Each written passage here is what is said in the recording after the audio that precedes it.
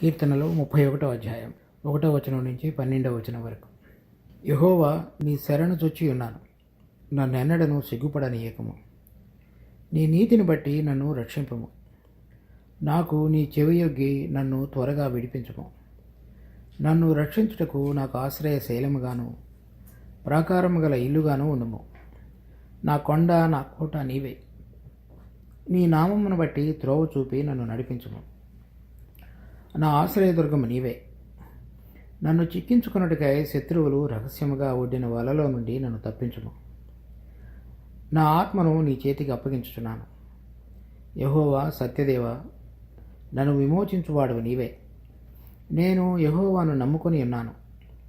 వ్యర్థమైన దేవతలను అనుసరించువారు నాకు అసహ్యులు. నీవు నా బాధను దృష్టించి ఉన్నావు. నా ప్రాణబాధలను నీవు కనిపెట్టి ఉన్నావు. కావున నీ కృపను బట్టి నేను ఆనందభరితుడనై సంతోషించెదను. నీవు శత్రువుల చేత నన్ను చెరపెట్టలేదు. విశాల స్థలమున నా పాదములు నిలవబెట్టితివి. యెహోవా, నేను ఇరుకునబడి ఉన్నాను, నన్ను కరుణింపము. విచారం వలన నా కన్ను క్షీణించుచున్నది. నా ప్రాణము, నా దేహము క్షీణించుచున్నవి. నా బ్రతుకు దుఃఖముతో వెళ్ళబుచ్చుచున్నాను. నిట్టూర్పులు విడుచుటతో నా ఏండ్లు గతించుచున్నవి. నా దోషమును బట్టి నా బలము తగ్గిపోవచ్చున్నది. నా ఎముకలు క్షీణించుచున్నవి. నా శత్రువులకందరికీ నేను నిందాస్పదుడనై ఉన్నాను. నా పొరుగు వారికి విచార కారణముగా ఉన్నాను. నా నెలవరులకు భీకరుడనై ఉన్నాను. వీధిలో నన్ను చూచువారు నా ఎదుట నుండి పారిపోవుదురు. మరణమై స్మరణకు రాకున్న వాని వలె మరోబరతిని, ఓటికుండ వంటి వాడనైతేనే. ఈ కీర్తన దావీదు తను ఇరుకు స్థలంలో ఉన్నప్పుడు చేసినటువంటి ప్రార్థనగా మనం చదివినటువంటి వాక్య భాగాలను బట్టి గమనించవచ్చు. 9వ వచనంలో, యెహోవా, నేను ఇరుకునబడి ఉన్నాను, నన్ను కరుణింపము. తరువాత 4వ వచనంలో, నా ఆశ్రయదుర్గము నీవే. నన్ను చిక్కించుకున్నట్టుగా శత్రువులు రహస్యముగా ఒడ్డిన వలలో నుండి నన్ను తప్పించుము. తర్వాత 11వ వచనంలో, నా శత్రువులకందరికీ నేను నిందాస్పదుడనై ఉన్నాను. నా పొరుగు వారికి విచార కారణముగా ఉన్నాను. నా నెలవరులకు భీకరుడనై ఉన్నాను. వీధిలో నన్ను చూచువారు నా ఎదుట నుండి పారిపోదురు. తను శత్రువు యొక్క చేతిలో చిక్కుపడి ఉన్నప్పుడు దేవుడిని తనకు ఆశ్రయదుర్గముగా చేసుకొని దేవుని సన్నిధిలోనికి వచ్చి చేసినటువంటి ప్రార్థన ఈ కీర్తన అయినది. ఇది 1 సమూయేలు 23వ అధ్యాయం 9వ వచనం నుంచి 13వ వచనం వరకు జరిగిన నేపథ్యంలో రాసి ఉండవచ్చు. 9వ వచనం, 1 సమూయేలు 23వ అధ్యాయం 9వ వచనం. సౌలు తనకు కీడి చేయ ఉద్దేశించుచున్నాడని దావీదు ఎరిగి యాజకుడైన అబ్యాతారును ఏఫోదును తెమ్మనెను. అప్పుడు దావీదు, ఇశ్రాయేలీయుల దేవ యెహోవా, సౌలు కెయీలాకు వచ్చి నన్ను పట్టణమును పాడు చేయ ఉద్దేశించుచున్నాడని నీ దాసుడనైన నాకు రూఢిగా తెలియబడినది. కెయీలా జనులు నన్ను అతని చేతికి అప్పగించుదురా? నీ దాసుడునైన నాకు వినబడినట్లు సౌలు దిగివచ్చున. ఇశ్రాయేలీయుల దేవ యెహోవా, దయచేసి నీ దాసుడునైన నాకు దానిని తెలియచేయమని ప్రార్థింపగా అతడు దిగివచ్చునని యెహోవా సెలవిచ్చిన. కెయీలా జనులు నన్ను నా జనులను సౌలు చేతికి అప్పగించుదురా అని దావీదు మరలా మనవి చేయగా యెహోవా, వారు నిన్ను అప్పగించుదురని సెలవిచ్చును.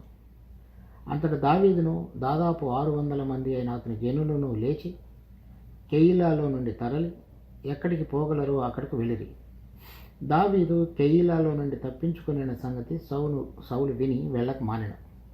ఈ కెయీలా అనేటువంటి ప్రాంతం వారు మీదకి ఫిలిష్తీయులు వచ్చి ధాన్యం దోచుకుంటున్నారని తెలిసినప్పుడు దావీదు వెళ్ళి 2వ వచనంలో, 1 సమూయేలు 23వ అధ్యాయం 2వ వచనం, అంతటి దావీదు, నేను వెళ్ళి ఈ ఫిలిష్తీయులను హతము చేయదునా అని యెహోవా యొద్ద విచారణ చేయగా, యెహోవా, నీవు వెళ్ళి ఫిలిష్తీయులను హతము చేసి కెయీలాను రక్షించమని దావీదును సెలవిచ్చింది.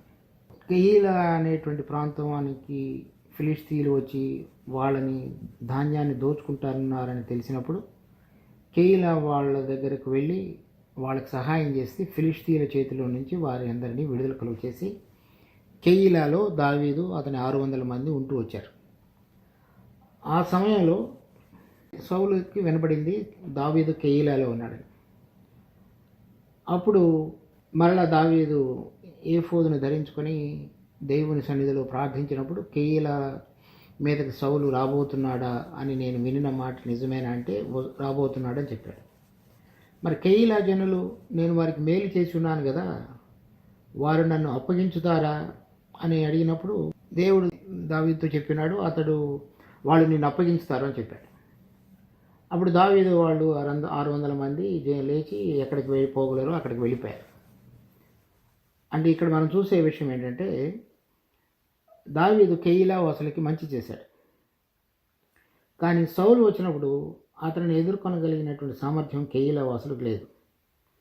అందుచేత వాళ్ళు ఏం నిర్ణయించుకుంటారంటే దావీదుని కనుక అప్పగించితే వాళ్ళు భద్రంగా ఉండిపోతారు. అందుచేత వాళ్ళు దావీదుకి సహాయపడకుండా సౌలు పక్షంగా ఉండి దావీదుని సౌలుకి అప్పగించే వాళ్ళుగా ఉంటారు. అటువంటి పరిస్థితుల్లో దావీదు దేవుని సన్నిధిలో ప్రార్థించాడు. ఆ ప్రార్థన అనేటువంటిదే ఈ కీర్తన 31వ అధ్యాయం. ఏం చెప్తున్నాడు చూడు, 4వ వచనంలో, నా ఆశ్రయదుర్గము నీవే, నన్ను చిక్కించుకున్నట్టుగా శత్రువులు రహస్యముగా ఒడ్డిన వలలో నుండి నన్ను తప్పించుము. అంటే సౌలు దావీదు కెయీలాలో ఉన్నాడని రాబోతున్నాడు అనేటువంటి వేసిన వలలో నుంచి నన్ను తప్పించమని చెప్తున్నాడు. తర్వాత 9వ వచనం, యెహోవా నేను ఇరుకున పడి ఉన్నాను, నన్ను కరుణింపుము. కెయీలాలో ఉన్నానని అనుకుంటున్నాడు కానీ ఇప్పుడు అక్కడికి వచ్చిన తర్వాత మళ్ళా సౌలు అక్కడికి రాబోతున్నాడని తెలుసుకుని చెప్పి సౌలు చెప్తున్నాడు, నేను ఇరుకుని పడిపోయి ఉన్నానని చెప్తున్నాడు. తర్వాత 11వ వచనంలో, నా శత్రువులకు అందరికీ నేను నిందాస్పదుడనై ఉన్నాను, నా పొరుగు వారికి విచార కారణంగా ఉన్నాను, నా నెలవరులకు భేకరుడనై ఉన్నాను. ఇప్పుడు కెయీలా వారు కొంతవరకు పొరుగువారుగా చేయబడి అతనికి సహాయపడ్డారు కానీ ఈ సమయానికి వచ్చేటప్పటికి దావీదు కనుక అక్కడ ఉంటే వాళ్ళకి ఇంకా కష్టమైపోతుంది. అందువల్ల వాళ్ళందరికీ కూడా విచార కారణంగా దావీదు చేయబడ్డాడు. శత్రువులు అంటే ఎవరైతే తరుముతున్నారో సౌలు అతని సైన్యం అంతటి కూడా ఇతడు నిందకు కారణంగా చేయబడ్డాడు వాళ్ళ దృష్టిలో. తర్వాత నా నెలవరులకు భీకరుడనైనాను అంటే అర్థం ఏంటంటే అతనితో పాటు ఉన్నటువంటి 600 మందికి ఇతడును చూసినప్పుడల్లా వాళ్ళకి భయం పుడుతుంది. ఎందుకని ఇతడితో పాటు ఉండటాన్ని బట్టి వాళ్ళ ప్రాణాలకి ముప్పు వచ్చింది. ఈరోజు కెయీలాలో ఉండవలసి వస్తుంది, రేపు ఇంకో ప్రాంతంలో ఉండవలసి వస్తుంది, తర్వాత మళ్ళీ ఇంకొకటి చోటికి మారవలసి వస్తుంది. ప్రతిరోజు యాత్రా జీవితంలో వారు తమ భార్యలను పిల్లలను తీసుకుని రోజు ప్రయాణం చేయవలసి వస్తుంది. అందువల్ల అది భయపడవలసినటువంటి స్థితిలోనికి అతనితో పాటు ఉన్న వాళ్ళందరినీ కూడా ఉంచబడినటువంటి స్థితిని గురించి చెప్తున్నాడు. ఇటువంటి పరిస్థితులన్నిటిలో కూడా అతడు చేసిన ప్రార్థన ఏంటి అంటే 1వ వచనం, యెహోవా నీ శరణు చొచ్చున్నాను, నన్ను ఎన్నడను సిగ్గుపడనీయకము. కనుక ఇప్పుడు నేను నీ సన్నిధిలోనికి వచ్చి ప్రార్థించినప్పుడు నాకు తెలియజెప్పబడిన విషయం సౌలు వచ్చి నన్ను తరమపోయి పట్టుకొని పోతున్నాడని చెప్తున్నావు కనుక నన్ను తప్పించు. తర్వాత 4వ వచనంలో, నా ఆశ్రయ దుర్గమ నీవే, నన్ను చిక్కించుకున్నట్టుగా శత్రువులు రహస్యంగా ఒడ్డిన వలలో నుండి నన్ను తప్పించుము. అంటే ఏ విధంగా వాళ్ళు పన్నాగాలు పన్ని నన్ను పట్టుకోవటానికి ప్రయత్నం చేస్తున్నారో దానిలో నుంచి కూడా నన్ను తప్పించు. అలా ఇవన్నీ చెప్తున్నప్పుడు కొన్ని విషయాలు మనకు అనిపించేవిగా అంటే మనకు వర్తించేవిగా దీంట్లో చూడవచ్చు. 1 పేతురు 3వ అధ్యాయం 17వ వచనం, దేవుని చిత్తము అలాగున్న ఎడల కీడు చేసి శ్రమపడుట కంటే మేలు చేసి శ్రమపడుటయే బహుమంచిది.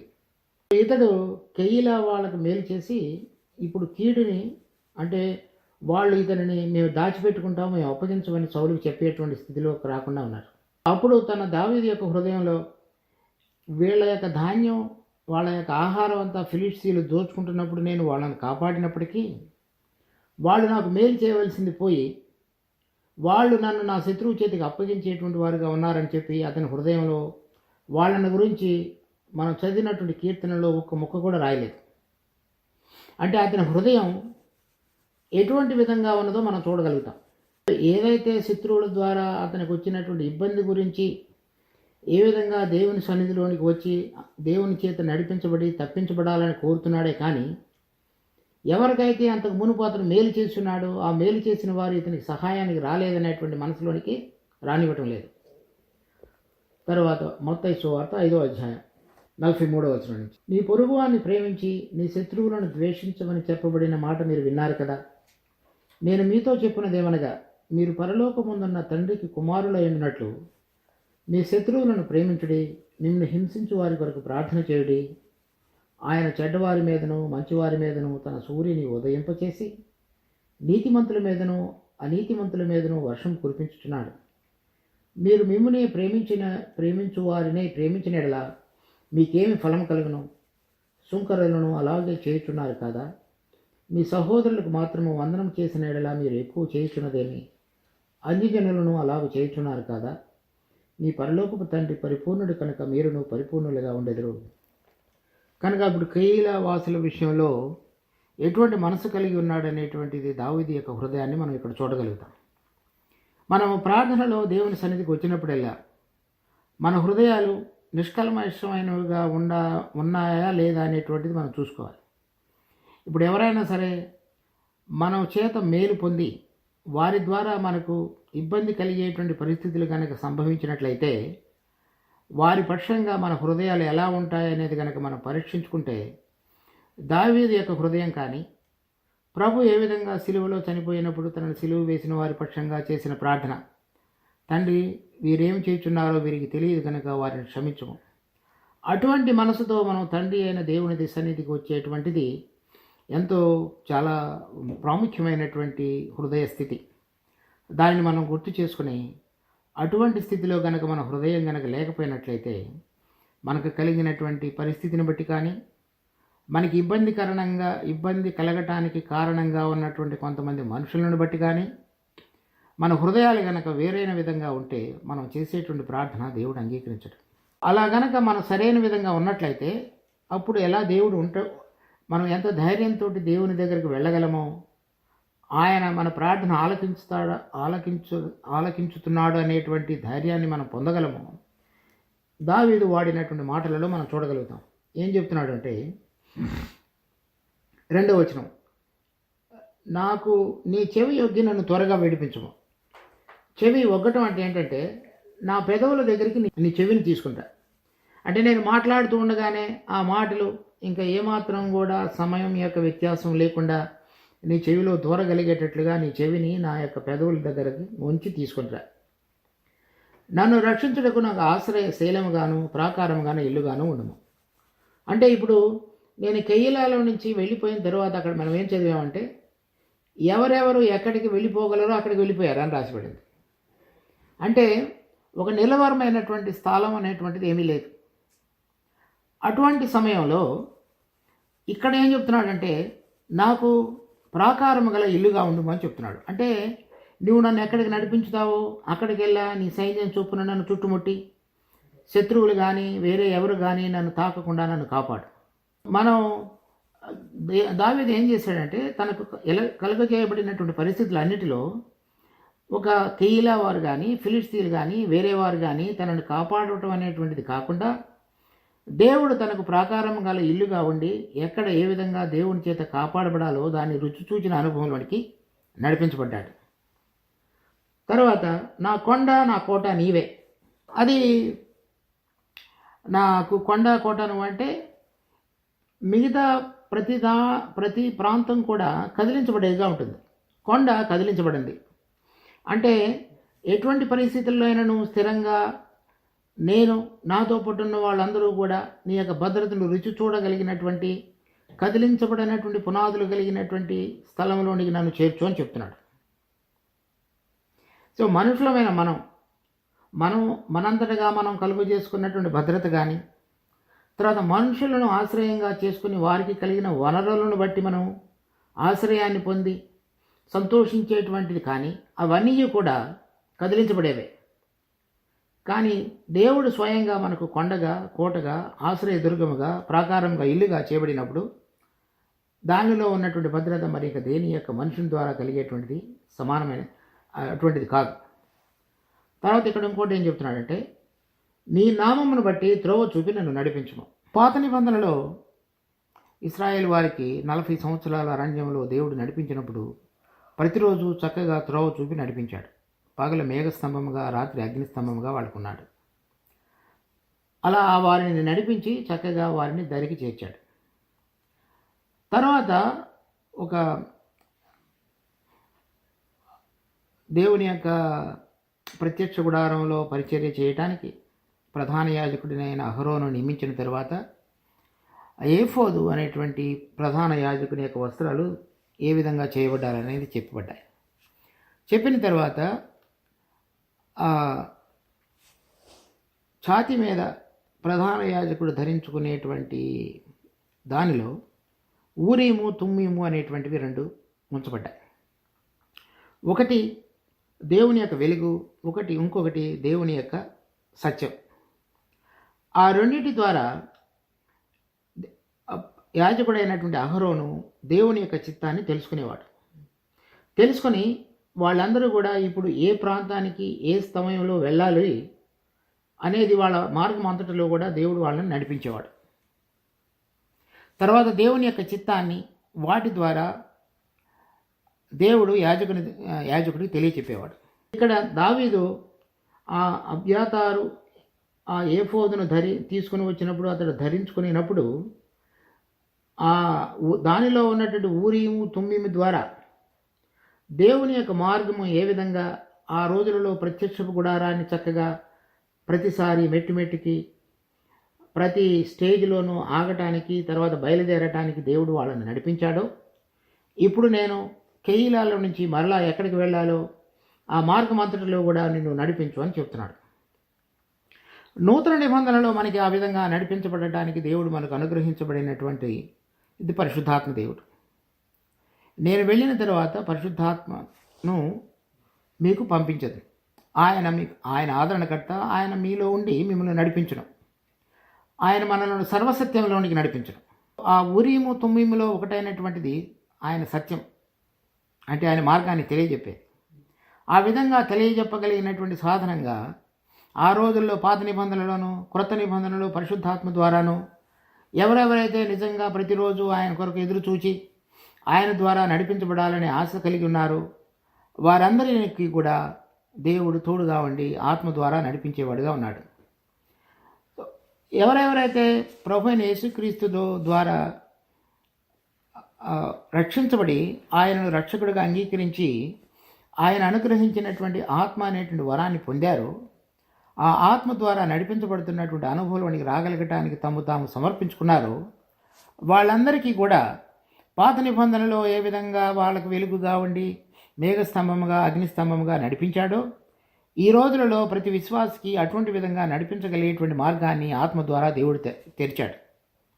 సో పాత నిబంధనలు కొత్త నిబంధనలు కూడా మనం చూసినప్పుడు అపోస్తులు వాళ్ళు ఎక్కడికి వెళ్ళాలి, ఏ విధంగా వెళ్ళకూడదు అనేటువంటిది చక్కగా వారందరినీ నడిపించినట్లుగా మనం చూడగలుగుతాం. చూడండి, ఉదాహరణకి అపోస్తుల కార్యములు 16వ అధ్యాయం 6వ వచనం. ఆసియాలో వాక్యము చెప్పకూడదని పరిశుద్ధాత్మ వారిని ఆటంకపరిచినందున వారు ఫ్రుగియ గలతియ ప్రదేశముల ద్వారా వెళ్ళిరి.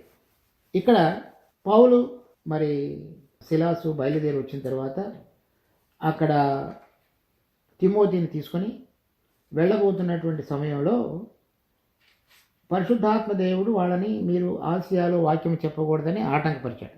తర్వాత వారు ఫ్రుగియా గలతియా ప్రదేశముల ద్వారా వెళ్ళి ముసియా దగ్గరకు వచ్చినప్పుడు బితియునాకు వెళ్ళుటకు ప్రయత్నం చేశారు, కానీ యేసు యొక్క ఆత్మ వారిని వెళ్ళనీయలేదు.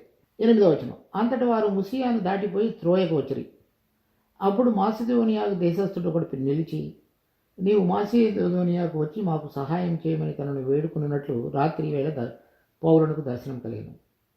అతనికి ఆ దర్శనం కలిగినప్పుడు వారికి సువార్త ప్రకటించుటకు దేవుడు మమ్మల్ని పిలిచున్నాడని మేము నిశ్చయించుకుని వెంటనే మాసిదోనియాకు బయలుదేరుటకు యత్నం చేస్తాము. ఎక్కడికి వెళ్ళాలనుకుంటున్నారో వాళ్ళని అక్కడికి వెళ్ళనివ్వలేదు. అక్కడ కాదని వేరే చోటకు ప్రయత్నం చేసినప్పుడు అక్కడ కూడా వాళ్ళని వెళ్ళనివ్వలేదు.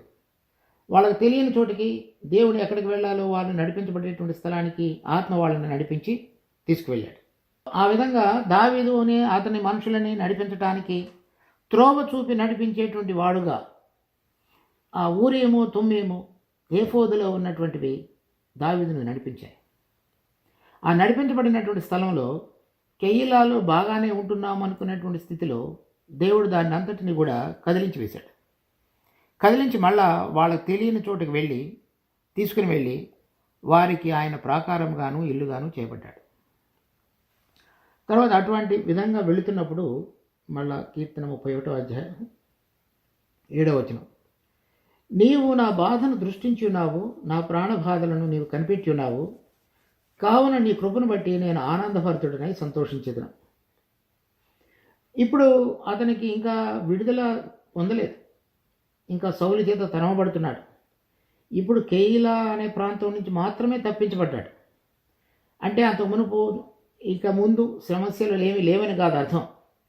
కానీ ఏం చెప్తున్నాడంటే, ఇప్పుడు ఉన్నటువంటి సమస్యలో నాకు విడుదల కలుగు చేయడానికి నా మీద నువ్వు దృష్టి ఉంచావు, దాన్ని బట్టి నీకు వందనాలు. అది ఎలా చేశావు? నీ కృపను బట్టి నేను ఆనందభరితుడిని. అంటే ఇప్పుడున్నటువంటి పరిస్థితిలో నాకు ఎటువంటి విధంగా విడుదల కలుగు చేశావో దానిలో నేను తప్పించబడగలగటానికి నువ్వు చూపించినటువంటి నీ యొక్క భద్రతను బట్టి నేను ఆనందిస్తున్నానని చెప్తున్నాడు. ఇప్పుడు చూడు, సౌలుని అతను చేత తరమబడి ఇరుకులో నుంచి తప్పించబడినటువంటి అనుభవంలో దినదినము తాను చేయలేనటువంటిది దేవుని ద్వారా నడిపించబడి భద్రపరచబడుట అనేటువంటి అనుభవాన్ని కలిగి జీవించడం అనేటువంటిది. కనుక నేను ఏమీ చేయకుండా దేవుని మీద ఆధారపడి ఆయనను ఆశ్రయ దుర్గముగా చేసుకుని ఆయనలో దాగి ఉండి ఆయన నాకు తెలియపరచబడిన దాని ద్వారా నడిపించబడుతూ ఆయన కృపను రుచి చూడగలిగినటువంటి జీవితం దావీదు కలిగి ఉన్నాడు. ఇంకో చోట కూడా చెప్తున్నాడు చూడండి, మనకు కలిగినటువంటి ప్రతి పరిస్థితిలో కూడా మన యొక్క సొంత బలము శక్తి చేత కాకుండా ఆయన కృపను ఆధారంగా చేసుకుని జీవించగలిగినటువంటి జీవితము ఎంతో ధన్యతమైనది. సో దానికి దావీదు అతని హృదయాన్ని, అంటే కెయీలా వారు తనని అప్పగించబోతున్నారనేటువంటిది తెలుసుకుని అతని హృదయంలో వారి పక్షంగా ఎటువంటి విద్వేషాన్ని పెంచుకోకుండా లేకుండా, తర్వాత సౌలు తరమబోతున్నాడు కనుక అతడు ఏ విధంగా అతనికి నష్టం కలిగించాలనే మనసు లేకుండా, వీటి పరిస్థితులన్నిటిలో కూడా దేవుని కృప మీద ఆధారపడి ఆయన ద్వారా నడిపించబడగలగటానికి, దేవుని యొక్క భద్రత ద్వారా కాపాడబడగలిగినటువంటి జీవితాన్ని జీవించటానికి అతడు అభ్యాసం చేసుకుని నేర్చుకున్నాడు. ఇవి ఎందుకు ప్రాముఖ్యమైనవి అంటే, దేవుడు ఎందుకు అతని జీవితంలో ఆ విధంగా కలుగు చేసేవాడు అంటే, దావీదు కెయీలాలో ఉండగా వారికి చేసిన మేలును బట్టి సౌలు కెయీలా వారి మీదకి రాకుండా దేవుడు సౌలుని ఆపివేసి ఉండవచ్చు, కానీ అలా చేయలేదు. కొన్ని సంవత్సరాల తర్వాత సౌలు తర్వాత దావీదు వారందరి మీద, ఇశ్రాయేల్ వారి మీద రాజుగా చేయబడతాడు. అతడు రాజ్యం చేసేటువంటి పరిస్థితుల్లో ఇంతకంటే కష్టమైనటువంటి విపరీతమైన పరిస్థితులు తన చుట్టూ ఉన్న శత్రువులు అందరి ద్వారా వచ్చినప్పుడు అతడు తన సొంత బలము శక్తి ద్వారా వారందరినీ జయించేటువంటి అభ్యాసంలోనికి రాకుండా తను దేవుని మీద ఏ విధంగా ప్రతి పరిస్థితిలోనూ ఆధారపడాలి అనేటువంటిది నేర్పడానికి దేవుడు అతన్ని సిద్ధపరిచాడు. కనుక మనం దినదిన జీవితంలో మనకు కలిగినటువంటి ప్రతి పరిస్థితిలో కూడా ఒకటి, దేవుడిని మనం కొండగా కోటగా ఆశ్రయ దుర్గముగా అనుభవించగలిగినటువంటి పరిస్థితులు అనేది అర్థం చేసుకోవాలి. రెండవది, ఆ పరిస్థితులన్నిటిలో దావీదుకి ఏ విధంగా ఊరీము తుమ్మీము అనేటువంటి వాటి ద్వారా నడిపించబడ్డాడో నూతన నిబంధనలో మనలో ఉంచబడినటువంటి పరిశుద్ధాత్మ ద్వారా నడిపించబడగలగటానికి మనం ఇష్టపడాలి. మూడవది, ఆ విధంగా ఆధారపడుతున్నప్పుడు మనము మన సొంత శక్తి బలం చేత కాకుండా ఆయన కృపను ఆధారంగా చేసుకుని జీవించడం అనేటువంటిది అభ్యాసం చేయాలి. వీటన్నిటి ద్వారా మన క్రైస్తవ జీవితంలో దావీదు ఏ విధంగా అతను రాజుగా ఏలటానికి సిద్ధపరచబడ్డాడో ప్రతిరోజు ఆయన స్వరాన్ని విని ఆయన యొక్క భద్రతను తీసుకొని శత్రువుల విషయంలో ఎటువంటి మనసు కలిగి ఉండాలో అటువంటిది కలిగి ఉండి తన చుట్టూ ఉన్నటువంటి 600 మంది కూడా వారందరికీ కూడా ధైర్యాన్ని ప్రోత్సాహాన్ని ఇచ్చేటువంటి విధంగా తను దేవుని వైపు చూడగలిగి జీవించగలిగినటువంటి అనుభవాన్ని అతడు పొంది ఉన్నాడు. మనందరం కూడా మనలను దేవుడు తన రాజ్యమునకు మహిమకు పిలిచి ఉండగా మన హృదయాలు ఏ విధంగా సిద్ధపరచబడాలో మనకు దినదినము కలిగేటువంటి పరిస్థితులన్నిటిలో కూడా ఆయన ఆత్మ ద్వారా నడిపించబడుట అనేటువంటి అభ్యాసాన్ని కలిగి ఉండి దేవుని యొక్క స్వరాన్ని వినుట అనేటువంటిది ఆయన వాక్యం ద్వారా, ధ్యానం ద్వారా, ఆయనతో సమయం గడపడం ద్వారా తెలుసుకుని మనం మనకు ఇబ్బంది కలుగు చేస్తున్న మనుషులను బట్టి కానీ, లేక మన ప్రమేయం లేకుండానే మనకు కలిగిన పరిస్థితులను బట్టి కానీ, వాటన్నిటిలో దేవుని యొక్క భద్రతను, కృపను కోరుకుని ఏ విధంగా జీవించాలనేటువంటిది ప్రతిరోజు మనం చూసుకోవాలి. అలా మనం ఆయన స్వరాన్ని విని ఆయన ద్వారా నడిపించబడుతున్నటువంటి అనుభవం కలిగిన బిడ్డలను రాబోతున్నటువంటి ఆ 1000 సంవత్సరాల పరిపాలనలో తనతో పాటు ఏకిలుగా ఉండగలగటానికి సిద్ధపరచబడినటువంటి పాత్రలుగా దేవుడు సిద్ధపరుస్తాడు. కనుక మనకు ఇప్పుడు కలుగుతున్నటువంటి పరిస్థితులు ఏవి కూడా ఇబ్బందికరమైనవి కావు, కానీ దేవుడు తన యొక్క మహిమ కొరకు ఉద్దేశించి సిద్ధపరిచినటువంటివి మాత్రమే. కనుక వాటిని మనం గుర్తు చేసుకొని సరైన విధంగా వాటి యొక్క అవగాహనలో జీవించడం ద్వారా ఆత్మ సంబంధంగా మనం ఎంతో మేలు పొందగలుగుతాం. దేవుడి ఈ వాక్యం ఆశీర్వదించినగాక. ప్రార్థన చేసుకుందాం. మా జీవం కలిగిన తండ్రి, మీకు ఎంతో వందనాలు. మీ కృపలో మాకు అనుగ్రహించిన ఈ వాక్యాన్ని బట్టి కూడా స్తోత్రాలు. దీనికి మా కొరకై ఆశీర్వదించి మీకు ఇష్టకరంగా మరి మాకు కలుగజేయబడినటువంటి పరిస్థితిలో కూడా గొణుగు సణుగులు మాని మాకు ఇబ్బంది కలుగజేసిన మనుషులను బట్టి మా హృదయాలలో వ్యధ చెందక వారి నిమిత్తమై ఎటువంటి ప్రేమ కలిగి మనసు కలిగి జీవించాలో ఆ విధంగా జీవించుతూ మిమ్మల్ని ఘనపరచగలిగిన విధంగా మా జీవితాలను కట్టమని వేడుకుంటూ మా రక్షకుడు ప్రభు అయిన యేసు నామమున అడుగుతున్నాం తండ్రి. ఆమేన్.